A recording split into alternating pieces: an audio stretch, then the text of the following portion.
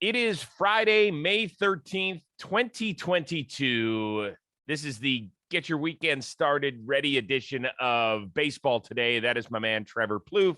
I am Chris Rose. This is all presented to you by our good friends over at Shady Rays. You can put those bad boys back on if you want, because you look so cool, whatever you're wearing. Yeah. Are you a Friday the 13th weirded out guy, or do you not care about it? Ooh, I like it, actually. Now, typically, Chris, I'm not a big scary movie fan because they're scary and that's kind of it. But Friday the 13th, I like that people are hesitant and thinking about what they're doing, and they're cognizant of maybe there are some evil spirits out there. They need to watch themselves. More people need to act like it's Friday the 13th every day. Watch yourself a little bit. Really? You're a little bit of a spirit guy, huh? Yeah, I actually am. I've seen some ghosts before. I've had some really weird paranormal experiences. I'm a 100% a believer in ghosts and the supernatural and the afterlife, everything. Wow. Did you get weirded out in the Milwaukee hotel? Never at the Pfister. Mine was at the Vinoy, which is in Tampa, where most teams stay. That one I got some stories. We'll get into that later. I think this is not the time or the place for me to get into these stories. Actually, maybe it is the perfect time and the place. But this is great. Okay. Yeah, I got a couple of them, man. Okay, I love hearing this. We could have shared this on our detoured route to Anaheim the other day, but no, you chose not to. Well, maybe next time. Maybe. Okay, I want to thank everybody for joining us, whether it's on our YouTube channel or regular podcast form or live on the AMP app, which you can download on your iPhone using the code word baseball today. That way you can join us for the discussion live every Monday through Friday, 11:30 Eastern to 12:30 Eastern. That's a full hour. Okay, let's get it going. Giancarlo Stanton, huge night in the Yankees' 16th win in their last 18 games. He homered twice. So too did Yordan Alvarez as they won 1.5 games. I guess officially they kind of won 2, but they played 1.5 games up there in the Twin Cities. He had a multi-homer game as well. So the Astros have won 10 in a row. That's why I'm donning the Astros hat. But who's more scary when they're swinging it well, Stanton or Yordan? Obviously, both these guys are terrifying when they're going off. We saw Stanton when he gets hot last year, in the playoffs, what he can do. But for me, this one's a no-brainer. I think it's Yordan Alvarez. I think he's just more of a complete hitter.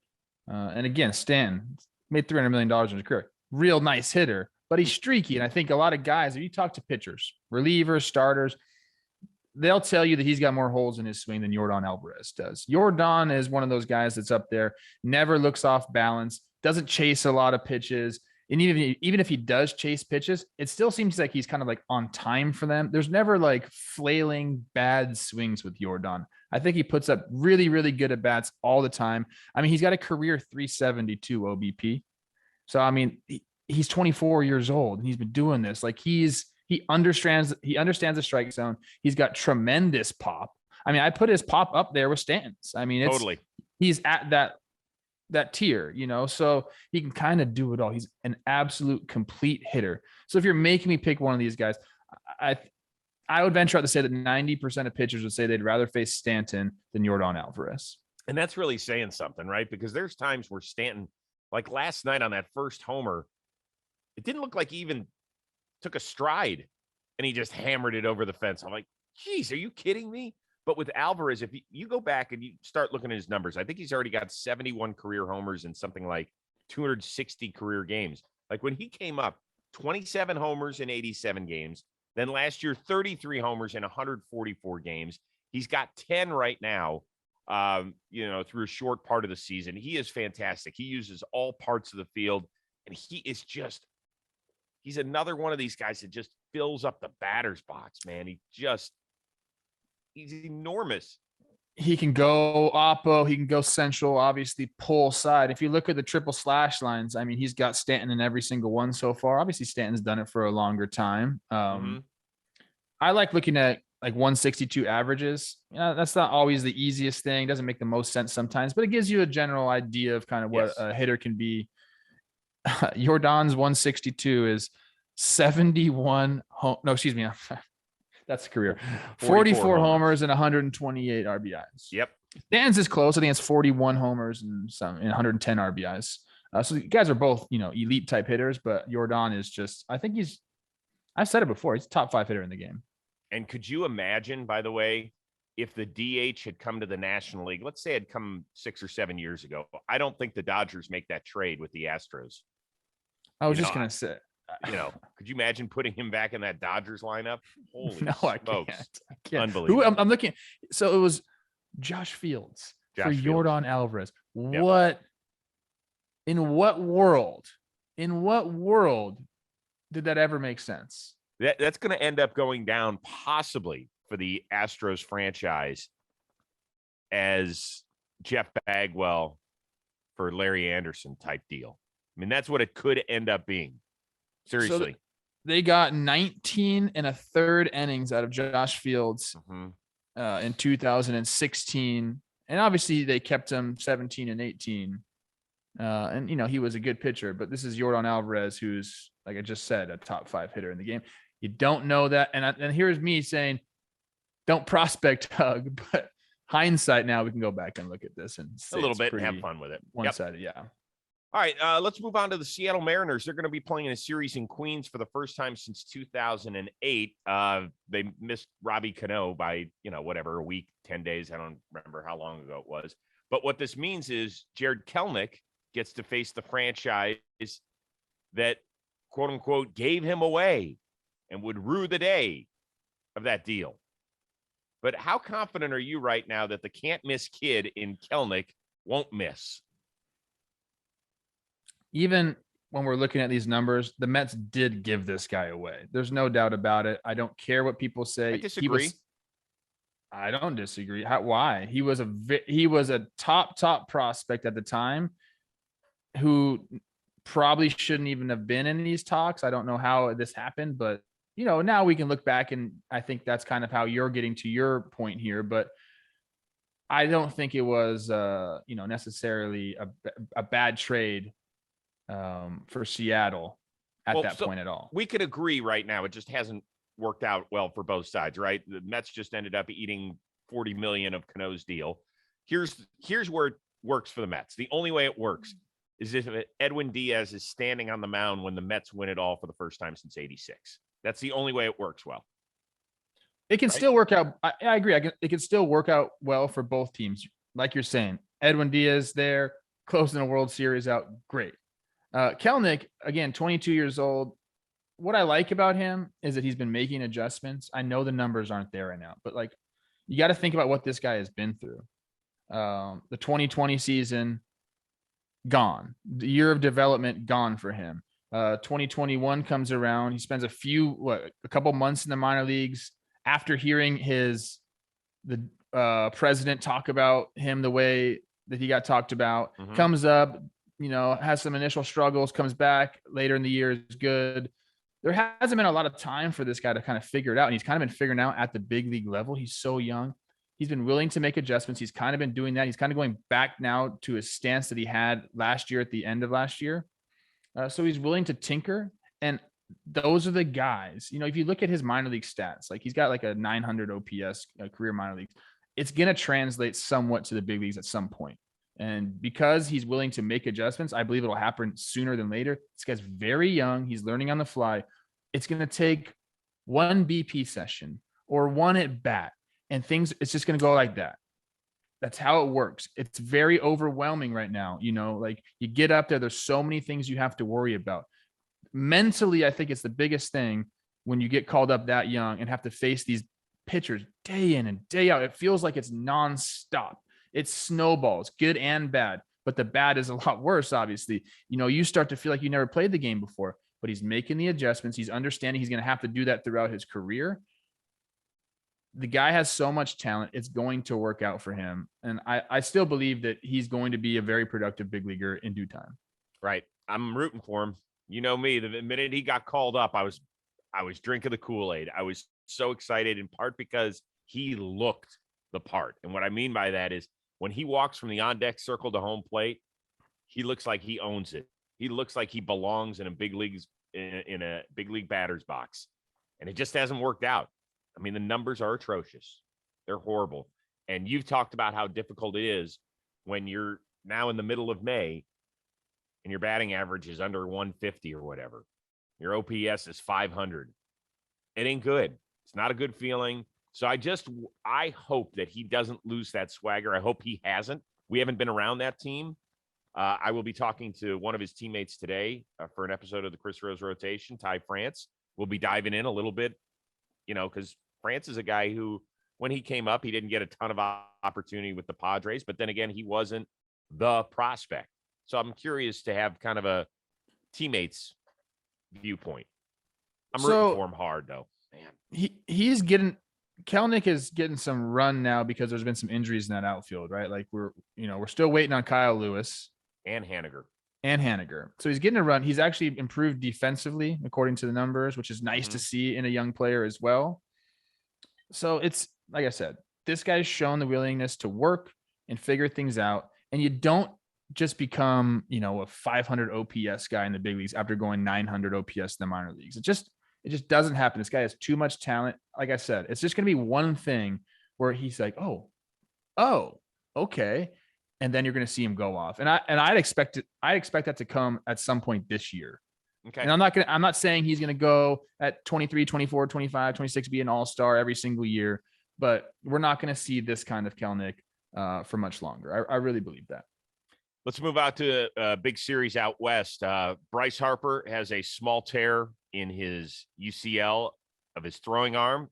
He's not going to toss the ball at least for a month. He did end up having a homer and a big-time double in Philly's wild win, where they held on for dear life. They blew a 7-1 lead. Dodgers came back and tied it at 7. Craig Kimbrell did not come into the game in the 9th. Instead, Daniel Hudson ends up blowing it. Philly gets a big win in the first of 4 out in Chavez Ravine. Anyway, the question here is, with Philly's lack of outfield depth, defensively at the very least, is this their worst nightmare with the Harper injury? Well, their worst nightmare would be if there was no DH. So we're happy that he's able to continue playing, still can swing the bat just fine. I think it's not ideal for them. You mentioned the depth, so if one guy does get hurt, they really don't have anyone to come and replace him. Defensively, you're talking, now you got Schwarber and Castellanos in the outfield every single night, and you're going to mix and match like Roman Quinn and Odubel Herrera in center field. Maybe Bryson Stott goes out there every once in a while. It's going to be tough for Castellanos and Schwarber. You can say that right now. Yep. These guys are dogs, and they're going to go out there and do their thing. But they're going to want some days in that DH role as well, and I don't think they're going to be able to get it. How can you take Bryce Harper out of the lineup right now? You can't. So, they're going to have to just go get the job done. They scored a lot of runs last night. They had to because, the bullpen kind of faltered, but this has been their MO all season. They knew they were just going to come and try to bang all season. But the no rest for those guys, I hope it doesn't take a toll on them. Hopefully, what is it, 4 weeks they're saying for Harper? You start throwing program after 4 weeks. That's going to be a minimum. I would be shocked if he was back in the outfield before the All-Star break. Shocked. Do you think Schwarber and Castellanos are like, fuck? Yes. Like, give me the Advil. Let's get the cold tub going. We got to do something. They got to figure it out because it's going to take a toll. They're not, those guys aren't used to playing every day out in the outfield. They need some DH days. They are and they aren't. Okay. Yeah. Schwarber, when he was in Chicago, there's no DH. And Castellanos has been in Cincinnati the last few seasons where there was a DH in 2020. I get it. It was a 60-game season, though. So that's not even comparable. We would be more than halfway through the season at this point if it was just 60 games. Harper's going to get that plasma injection, I think, on Sunday. So he'll miss the series finale. And then it sounds like he's going to miss Tuesday's game against the Padres, I believe, is what I'm reading. So, you can use Schwarber one day as the DH. You can use Castellanos as the DH one day. But then this is also big, in my opinion, on guys like Real Muto and Hoskins to start kicking it in gear. Like, those are guys that are used to playing every day. If Schwarber and Castellanos can't deliver at the rate that they're used to because they're playing outfield every day, I need those guys to start producing a little bit. That's a great point. That's a great point with like a Real Muto. He's obviously not going to catch every single day, and you want his bat in the lineup on his off days. Does he has to just become a pinch hitter, or maybe you move Bryce and he becomes off the bench depending on the pitching matchup. They're going to have to mix and match a lot here. But yeah, those guys. You know what? I just looked up Castellanos and Schwarber's ages. They're not Castellanos that barely old. 30. Schwarber's 29. You guys are fine. You Yeah, got it. but it's to me, it wasn't so much of the wearing down as that's your corner outfield. Yeah, defensively. I mean, dude, they knew that going into the year. They punted on defense, Chris. Yeah, but they punted punted on on defense thinking that they had a pretty good right fielder out there. There's no way that they would have constructed the team this way if they had known that Bryce Harper was not going to be able to play the field. No way. Yeah, my Phillies, man, they got a tough schedule coming up too. Come on, Phillies. It's tough. Fun though. It is fun. It's fun to watch, team man. to watch, too. Last night was something. Oh my God. I you know what happened? I turned it off when it was 7-1, and Michelle and I started watching that show Candy on Hulu. Have you heard about it? Nope. Biel? No. Hot. Interesting. Huh? Not in this role. Oh, she's not? No. That used to be when I was younger. That was like my big time crush. Oh, she's gorgeous. But in this role, it's like, I guess it's based on a true story from the 70s. She plays this suburban mom. Not hot. Interesting look for her. But we're through one episode, and I was like, boy, it's a crazy, crazy show. So I'm into that. All right. Most interesting series for you to watch this weekend, and why? I'm going to go with the Giants versus Cardinals. There's some interesting pitching matchups. I think tonight is Webb versus Hicks. Mm-hmm. And then, Rodon throws on Sunday. I just think these are like two teams who the Cardinals aren't the little brother, are they? But like maybe they are. They kind of feel that way now. Maybe they're just like twin brothers with the Brewers, but there's competition in their division. They got to overstep teams to get where they want. And I just feel like both these teams kind of play like a good brand of baseball too. I don't want to call it old school baseball, but there's some athleticism out there. You know what the Cardinals can do on defense. We know how we feel about the Giants. It's just two old school teams kind of kicking it, aesthetically pleasing for me too. You got the red and you got the orange, kind of like a different feel to it. I don't know. When I think of like baseball, like the Giants and the Cardinals are two of the teams that come to mind right away.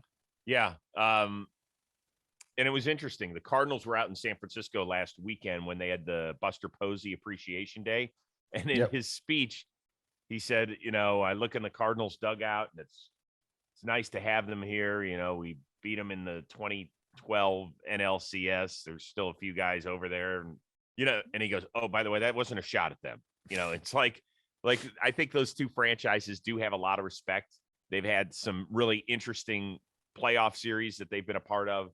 And yeah, I like the pitching matchup tonight. I'm fascinated by it. Logan Webb will, as I said, be a guest very soon on the Chris Rose rotation. Looking forward to that. For me, the series I'm keeping my eye on for a couple of reasons. The Padres at the Braves. First of all, the Braves know they can't figure it out in early August like they did a year ago. Like, they got really fortunate that by the time they got going, that somebody hadn't run away with the NL East. Mm-hmm. As you can see with the Mets this year, nobody's going to fall flat on their face and just wait for, turn over their shoulder and be like, hey, Braves, you want to come play with us? Like, that's not going to happen this year. So the Braves have got to treat every series like it's really important and not just kind of wait around. I'm not saying that they're not putting their effort into it, because they are. They just have to play better. And that starts tonight with their ace, Max Fried, on the mound against Yu Darvish. The other reason I'm fascinated by this series is threefold, and I'm going to kind of get into a little bit of the TV/schedule nerd that I am. Tonight's game is on Apple Plus, so it's one of the new TV partners. Then tomorrow afternoon is on Fox Sports 1. That's Minaya and Morton. So it goes from a night game to a mid-afternoon game to a morning game on Sunday. That's that new Peacock package that they've got, right, with Jason Benetti calling. And so that game starts at 11:30 local time. What time is that on the West Coast? It's 8:30. 8:30. So the Padres are asked to travel across country, play a regular night game, then play a mid-afternoon game, and then play a morning game, which is, I heard guys bitching and moaning about it before the season. They were like, do you know that there's going to be a Sunday morning game at 11:30? To ask a West Coast team to do that, that's rough, man. Pitchers love that shit. Pitchers love it. They get to go home early the night before. They get to do all that stuff and be ready. The hitters are just trying to wipe the sand out of their eyes. You know what I'm saying? Right. I mean, you were a part of the A's when you guys were on the East Coast. Let's say you had a Sunday day game at 1:00 after a mid-afternoon game on a Saturday. Okay. You're still on West Coast body clock time. So you're not going to bed until probably midnight at the earliest. Yeah, you try to plan for that. You try to, whether you're taking some melatonin or whatever, you try to get your body, whatever amount of sleep that you need. There's other things you could take, bro. I took melatonin a lot. Melatonin helped me. Okay, it did. It gives you crazy dreams too, man. You can go off into la la land there, bro. Hey, seriously, for an 11:30 first pitch, even if they don't do anything, what time do they have to get to the yard on Sunday morning? It'll be a show and go 100%. First bus will probably be at 8:30 in the morning. Ooh. Take the first bus, get there, have some breakfast, like get your body ready, hit in the cage real quick and go. The time goes very quickly. If you leave at 8:30, your uniform or your stuff's not on till 9. Then you got to eat, like I said. Then you get your body ready, and then you just go play. Sometimes as a hitter, you're like, all right, I love this because you just go out there and let your natural ability take over. Yeah, you don't think about things, but there's going to be some coffee, some espresso, some P4. All these things are just going to be a lot of Red Bulls too. All right, last thing. Gabe Kapler, good friend, manager of the San Francisco Giants, created quite the shitstorm the other day on social media when he said this. If you have a full beard, do you also have a mustache? No. Okay, so here's my counter to that. If you go to the barber shop and you have a full beard, the barber may say, would you like me to leave your mustache a little bit longer? Doesn't that mean that you have a mustache? No. You have a lot of players who wear full beards. In my opinion, they are participating in Mustache May.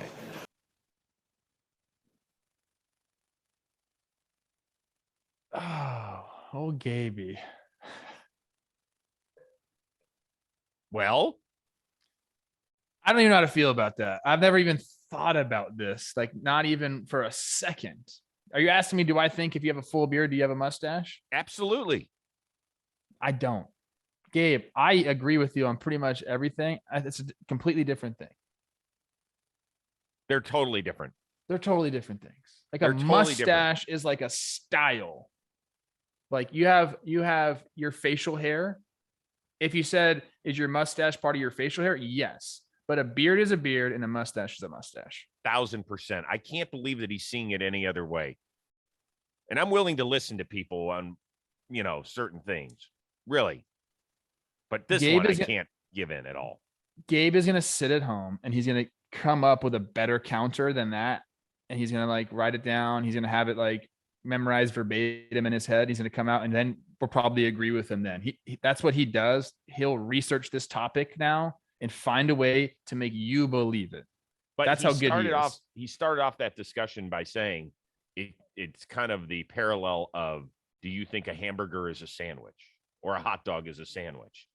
And okay, once again, that one's been around forever. Yeah. If he says a mustache is part of the beard, does that lie? Where's the parallel there for the hot dog one? Is he saying a hot dog is a sandwich or a hot dog isn't a sandwich? Well, no, he just asked the question. He said it kind of is along these similar lines. So he was using. I don't think a hot dog's a sandwich either. I don't either. Figure it out, people. You don't have to be so black and white about things. There's gray area. But with this one, context, subtlety. How many people walk around with a beard and no mustache? Outside of Abe Lincoln, who does that? Oh, actually, I know a lot of people that do that. Do you really? Not very often. Doesn't Joe's McFly do that? I have to look at Joe's. Joe's has got a beard but no mustache. There's a lot of chin straps out there in the big leagues too, bro. All right, I got to start looking at it. Yeah. Oh my gosh. Now you got me in a pretzel. Is that a sandwich? No, it's just a pretzel. What? All right, what do you have coming up on John Boy Media? Directly after this show, going to do the series recap with Jake and Jimmy. Now we got a picture of does he have a chin strap? I don't know what he's got. I can't tell. I got that coming up. What about you? Let's see here. I told you I'm taping Ty France of the Seattle Mariners today. It should be a fun one. He looks like he's got a pretty good personality. Haven't talked to him before, so looking forward to that. And that'll be coming out for public consumption on Monday. Can't wait. Okay. I love it. Kelenic, last piece of advice. Temper the leg kick just a little bit. Just eliminate it just a little bit. Okay. That's it. I'll pass that along to his teammate today. Keep your eyes there. Don't move your head so much. Wow. Yeah. Okay. For our outstanding producer, the one and only Robbie Scirocco, that is Trevor Plouffe. I'm Chris Rose. Have an amazing baseball weekend. Be safe out there. We can't wait to see you back on this show on Monday.